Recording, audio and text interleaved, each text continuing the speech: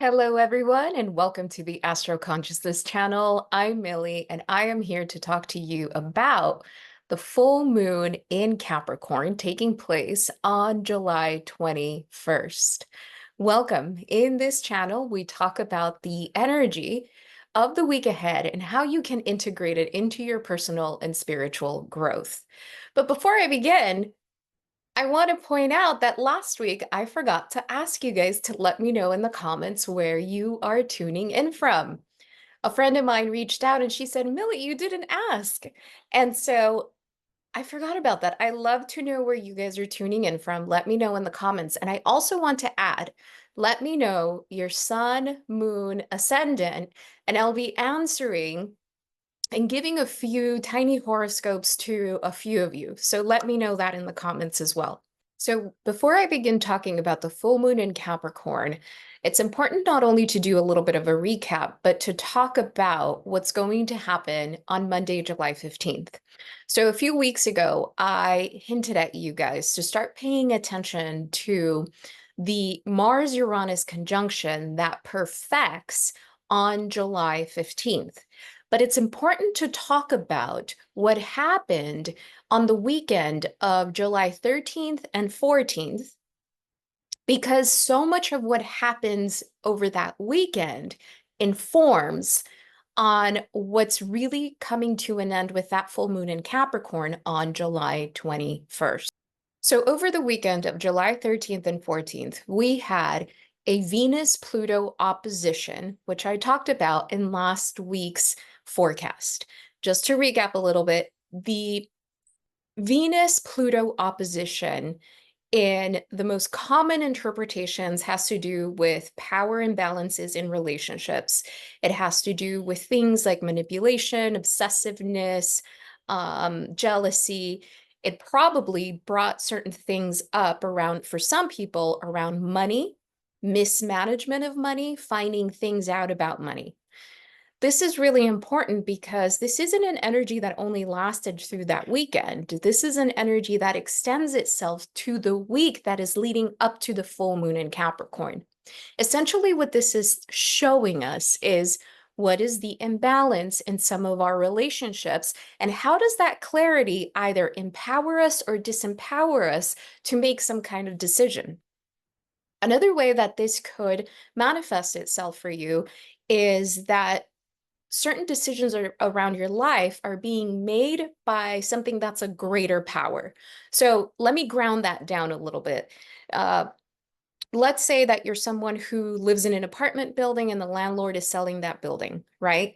So is that energy empowering you about the next phase of life, or does it feel daunting and disempowering?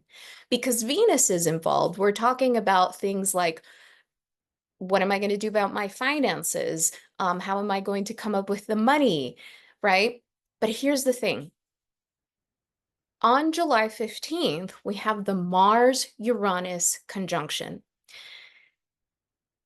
Some of the most popular interpretations of a Mars-Uranus conjunction are rash decisions, sudden change in plans, sudden change in movement, whether this is something that has to do with your life or this is something that has to do with the actual Earth moving. So keep that in mind.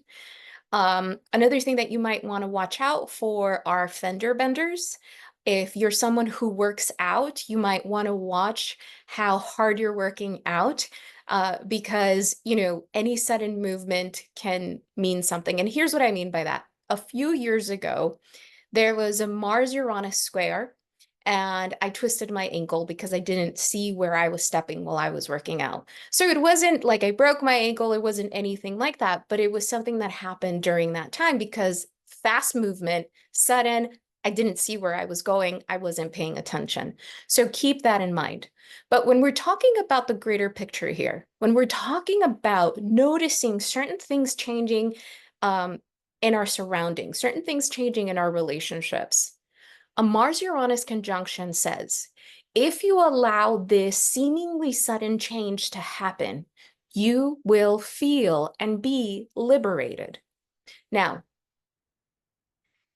your relationship with endings and new beginnings depends on your level of consciousness and depends on how you feel about endings. Taurus energy in the zodiac is very much about keeping things the same. So Uranus energy coming into that sign has felt uncomfortable for all of us over the last several years, whether or not we're Tauruses. What Taurus represents in this Uranus and Taurus dynamic is there is somewhere in our lives where we have felt comfortable for a long time, and Uranus has needed to come in, shake things up to liberate us from an old way of being, to liberate us from stagnant belief systems, from limiting belief systems about ourselves, about what we're capable of. This is especially true when it comes to resources, when it comes to how much money we believe that we deserve to make or can make, where we can live or can't live. Can we be patient in our growth, Taurus, if we have a vision? So that energy in Taurus has always been very active, but here comes Mars and activates even more that energy of change, and it can feel sudden. But here's the thing: any aspect or alignment in the zodiac that in which Mars is involved, we usually feel about 7 to 10 days prior to the actual aspect perfecting itself, and 7 to 10 days after, right? And that's because of the orb of degrees of conjunction or whatever the aspect may be. So it's important to pay attention to the beginning of the week. I would say even the weekend of July 13th and 14th. Pay attention to what's coming to an end, what you're noticing about how honest you have to be in certain relationship dynamics, how honest you have to be about your money situation, what you can anticipate is somehow coming to an end and you're going to have to make decisions about how to move forward within the next couple of months.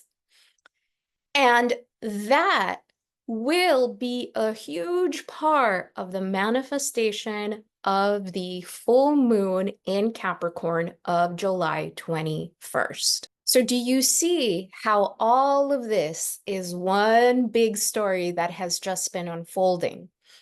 And I say that has been unfolding because this started back on June 21st with the first full moon in Capricorn. Then we got another glimpse into this potential manifestation around July 5th with the new moon in Cancer. And now in the same week, we have the Mars-Uranus conjunction followed by the second of two full moons in Capricorn. This is a story that has been unfolding for about a month now. And what it's asking us is to be willing to let go of what feels familiar, of what feels safe.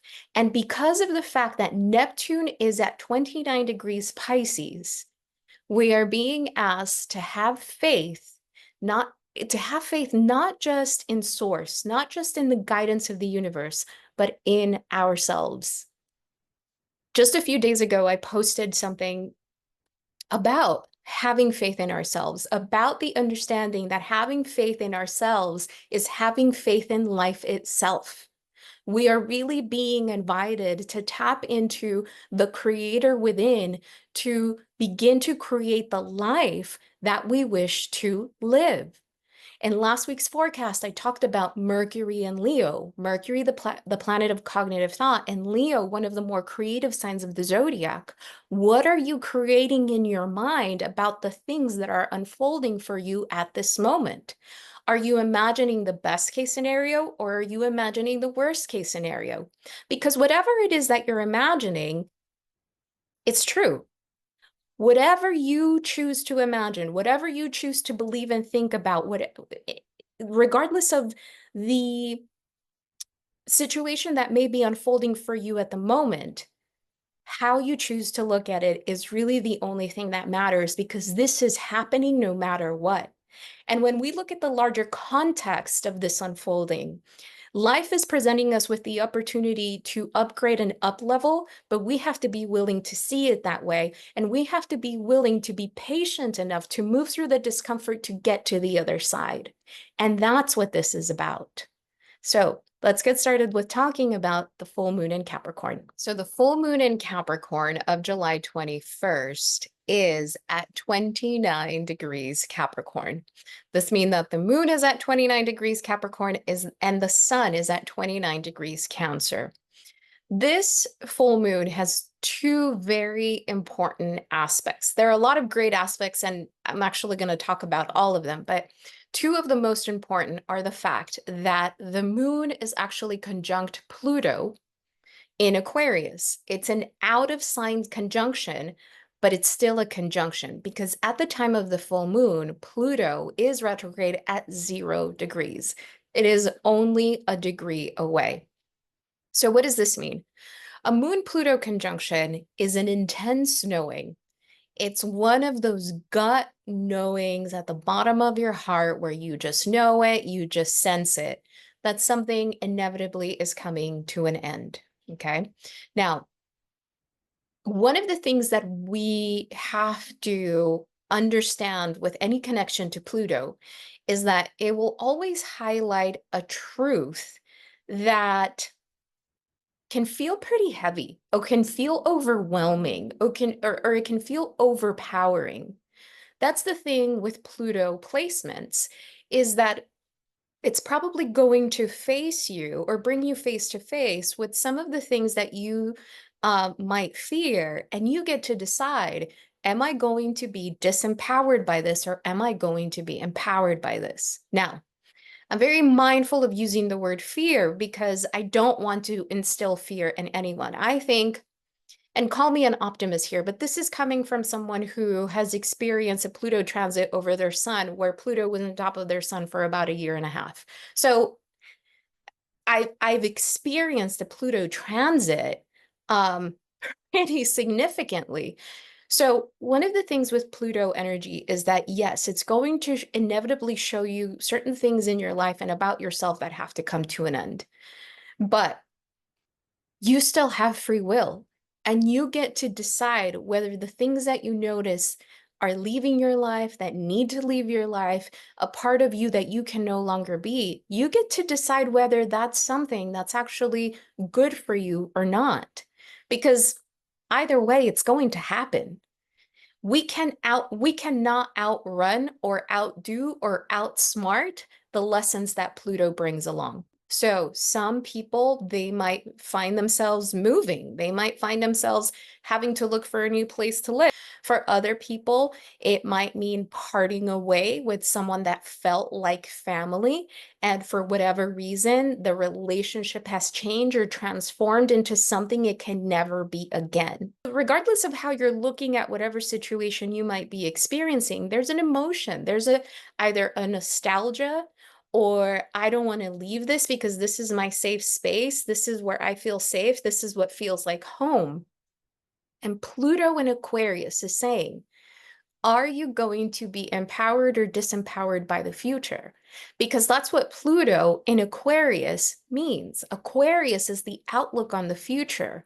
And Pluto, because of its immense and sometimes overwhelming energy, we don't know how to fully grasp it. We don't really know what to do with it a lot of the time. So what does that mean? That means that we get to lean into the trine that this full moon creates to Neptune retrograde in Pisces.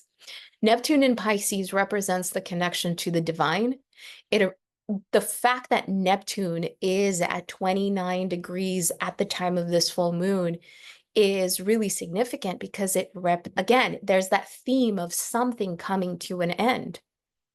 But one of the things I love about a connection between Pluto and Neptune, because if the moon is connected to Neptune, then so is Pluto, is that Pluto is saying, I'm taking you through this transformation, and I'm taking something away that feels familiar, familial, comfortable, that has given you perhaps a sense of identity.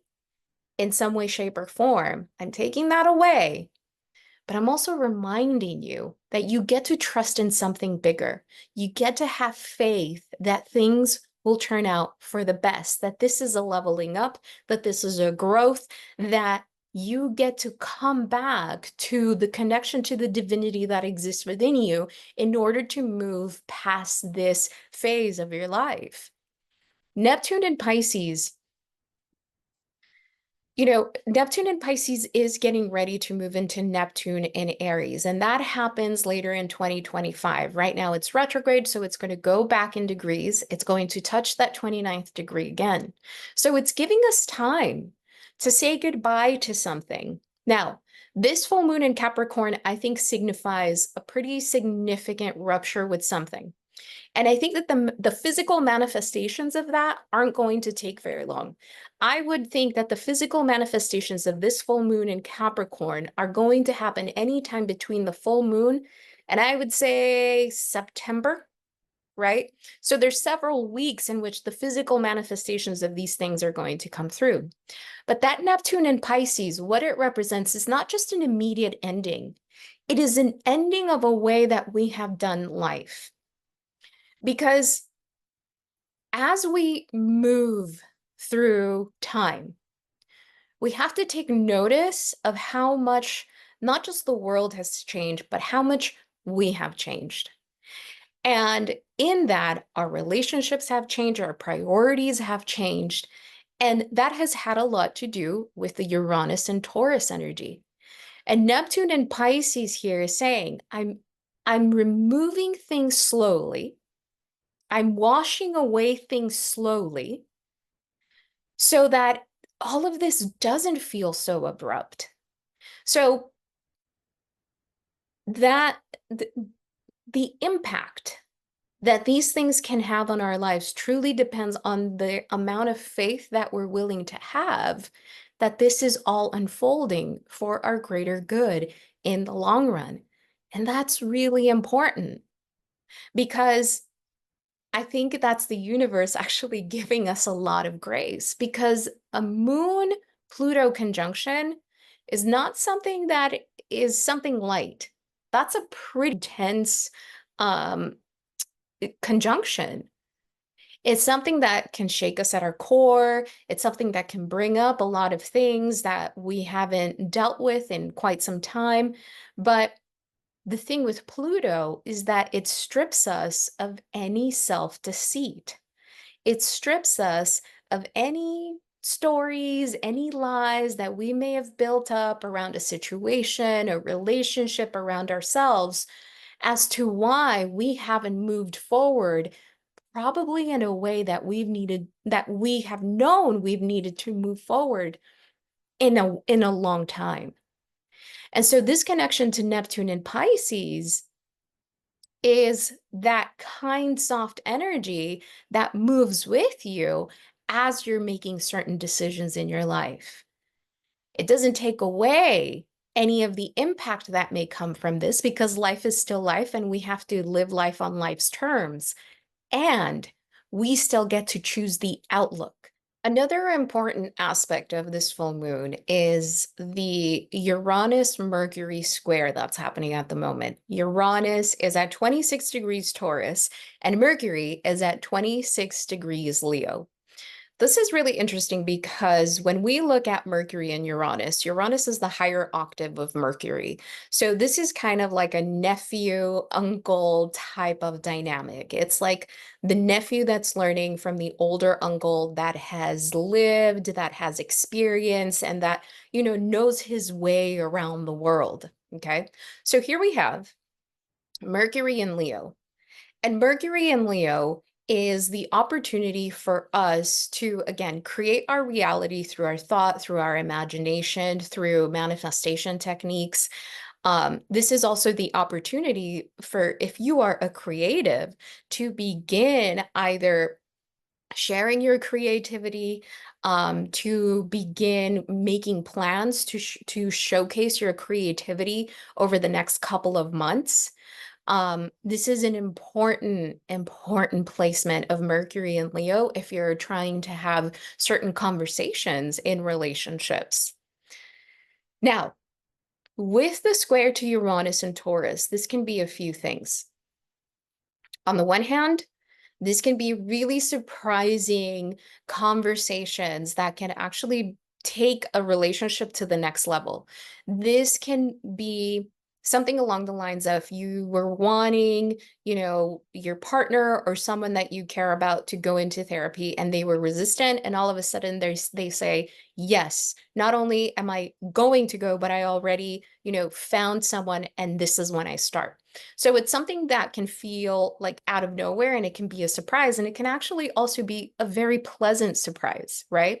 Another thing that this energy is really good for is for brainstorming, uh, bouncing ideas off of other people. I know that this is a square, but when we take squares and understand the potential that they have to create change, and we are with people that we can actually collaborate with and speak with, especially with a Mercury and Leo, this is great energy.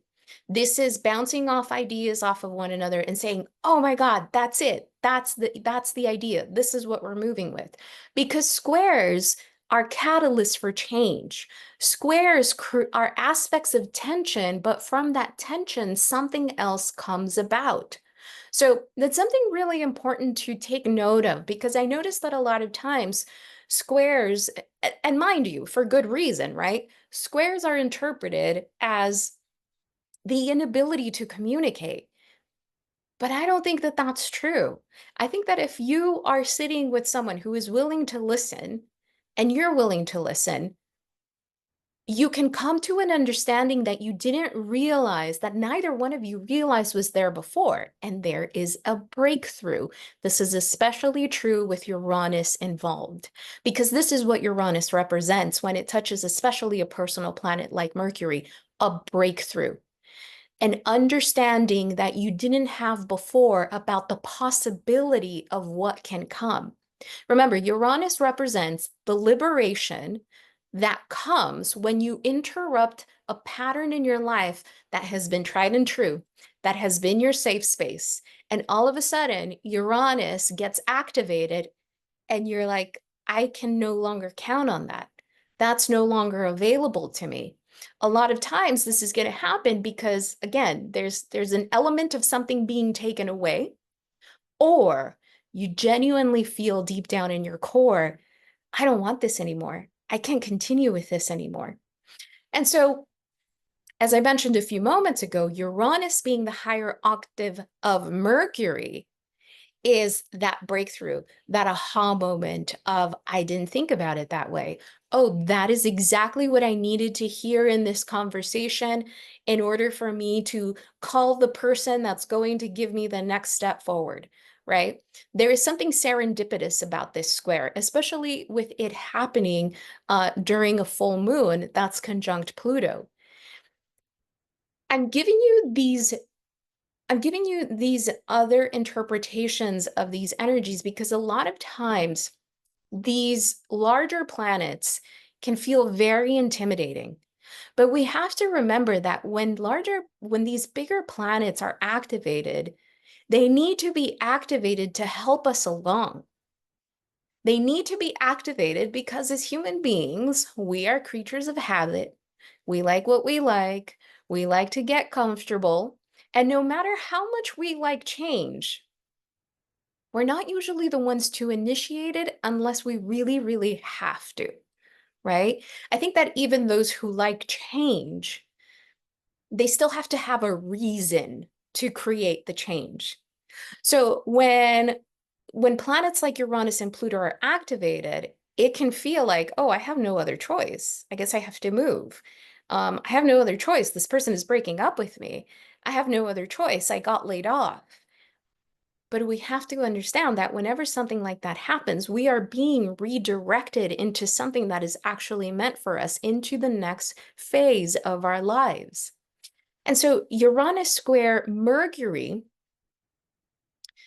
I also want to name, because it's also valid to understand that there can be a little bit of anxiety or nervousness or feeling frazzled or feeling too overwhelmed with thought. What's going to happen? Why does this have to happen now? And being mindful that it is all unfolding exactly as it needs to, especially because the second full moon in Capricorn, as I've said before, and I'll say again, represents something foundational changing for us. And it's first happening within. And I think that that had a lot to do with the first full moon in Capricorn. Something within fundamentally foundational has changed. And the second full moon is going to begin to show us how that's unfolding in our 3D reality, in our physical reality. Another thing that Mercury is doing at the time of this full moon is that it's creating an inconjunction to Neptune in Pisces. So having a connection between Mercury and Neptune usually tends to manifest in a lack of clarity. But with an in conjunction, I think this is especially true. So how do we integrate this energy that can feel like we're lacking clarity? We lean into the Neptune in Pisces energy of trusting and having faith, and then in the knowing that something greater is unfolding for us. Because Mercury in Leo is really beautiful energy that lends itself for something much more positive. But the fact that Mercury is in a fixed sign like Leo can have us feeling fixed and stuck and not wanting things to change. And you're going to want to be mindful about that, because I think it's worth mentioning. There is an activation of a few fixed signs with this full moon. And so that fixed energy, we might notice it as a little bit of tension in our bodies, as even if we find ourselves in a situation where we have no choice but to move forward with whatever unfolds, there can be a little bit of tension. There can be like, well, I have to do this, but I don't really want to. And we feel that tension in the body. Be mindful of that, right? And hold yourself in whatever experience you may be having in the moment. Absolutely. But the in conjunction, the 150-degree angle between Mercury and Neptune can really have us feeling, I have no idea what's going to happen next. I have no idea what to do. And just in the knowing that everything will unfold slowly and steadily. Because don't forget, we're having a Mercury retrograde taking place most of the month in August. And so if things unfold for you with the second full moon in Capricorn of July 21st, if certain things manifest and you're having to make certain decisions, you'll have the month of August to figure out what you have to do. That Mercury retrograde is actually going to be perfect for all of that. So things will slow down, you will have time, but the important thing will be for you to, keep your head straight. And really be mindful of where your thoughts are going, okay? Because two more powerful aspects that this full moon has, which I absolutely love, are the first one, Venus and Leo at 11 degrees. Leo is creating a sextile to Jupiter in Gemini at 12 degrees Gemini. Anytime that we have a connection between Venus and Jupiter, this is like bestie energy. This is like there's a certain level of excitement. There's a certain level of, I actually can't wait. I actually am looking forward to something new. There is an invitation for us to find the joy and the optimism in whatever situation is unfolding. And I say invitation because this is a sextile. So even though this is probably one of my favorite aspects of this entire full moon, sextiles don't hold the same power that oppositions or squares do. And so this is where our choice comes in. And this isn't just a choice of saying, I'm going to think positive thoughts so that positive things happen. This isn't about tricking yourself into positivity. This is about the understanding that it exists if you choose to invite it into your life. Sextiles and trines in the zodiac are invitations for us to align with that energy if we choose to. If not, oppositions or squares like the ones that are very active during this full moon will absolutely take over and feel overwhelming. Jupiter and Gemini is the invitation to, again, think big, think about the bigger picture. Gemini reminds us of there's always another way. There's always another option. There's always another point of view. There's always someone who knows something that you don't. The thing about Gemini, it's that energy, it's actually quite resourceful because it reminds us that we don't know everything. And if it exists, it's because we're not meant to know everything. We're not meant to have all the answers. We are not meant to do whatever it is that we're moving through alone. Remember, it's the sign of the twins. It's the understanding that another exists. And if another exists, it's for a reason. And Venus in Leo is the joy of relating to another. So if this is about finding resources, getting informed about something, asking for help. This is such a great aspect to ask for help because this aspect is, to me, feels like whoever you ask for help is going to help you with so much joy. Let's say that you have to look for a job, calling a friend and your friend being like, you know what, a position just open, get your stuff in. And things actually moving pretty quickly because that's the nature of Jupiter and Gemini. Things are moving quickly, right? And so are you going to lean into this or not? Because no matter how out of control or out of power you feel, because of external circumstances, you still have the opportunity to show up for yourself in a different way, especially if optimism is something that you haven't leaned into all the time. And mind you, I think we've all been there. I think we've all felt like the world has sometimes can cave in on us, and we are responsible for coming out of that by processing it, by again talking to someone, asking for help, and just the remembering that we are not alone. Venus in Leo is relationships, Venus, that are truly based in love, Leo. So what relationships do we have like that in our lives that we can lean on to move through the next couple of weeks, through the next couple of months, if we need to? How this unfolds for us internally is, I think that if you're someone who is very mindful of their mindset, of their thoughts, of where you are, this is just the understanding of it's all unfolding in perfect timing. Everything is happening for my greater good.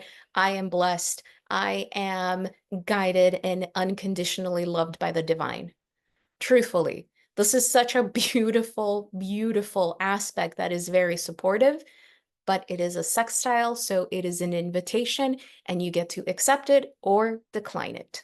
Now, the other cosmic lover, the counterpart to Venus, which is Mars, at the time of the full moon will be at 0 degrees Gemini, creating an exact trine to Pluto retrograde in Aquarius. Again, a trine is an invitation like a sextile to use what is available to us and to understand that we have what we need to move forward with something at any given time. We just have to be willing to see it in our lives. A Mars-Pluto trine is so empowering. This is about laser focus energy. This is empowered energy. This is, I may not know what's ahead, but I know that I'm confident in myself. I trust myself that I've got me. I've got me. I have the resources within myself to provide for myself. I will figure it out because I have figured it out in the past. Mars in Gemini is movement through different means, right? So if this doesn't work, then that will work. If that doesn't work, then that will work. its resourcefulness, and it moves quickly, and it doesn't linger onto things. It doesn't, dwell on things. This is the time to accept that everything comes to an end and to accept that you get to feel empowered by that. So Mars in Gemini is the reminder of that. The trine to Pluto in Aquarius, this is so powerful. This is internal strength. This is about switching the mindset and saying, I'm not going to be saddened by this. I'm not going to be taken down by this. And if there is one thing that Pluto in the zodiac reminds us of, is that it always reminds us of, I've been through worse. I've been through worse and I'm okay. I've been through worse and I survived. If I can go through that, I can go through this. That's the thing about Pluto. It's very cut and dry because Pluto will always, at some point in our lives, depending on how we're experiencing a transit, whether to our personal chart or just in transit, it reminds us that in the deepest, darkest parts of our lives is where actually we find our light. And when we find our light, we can never unsee that light. And that's the point.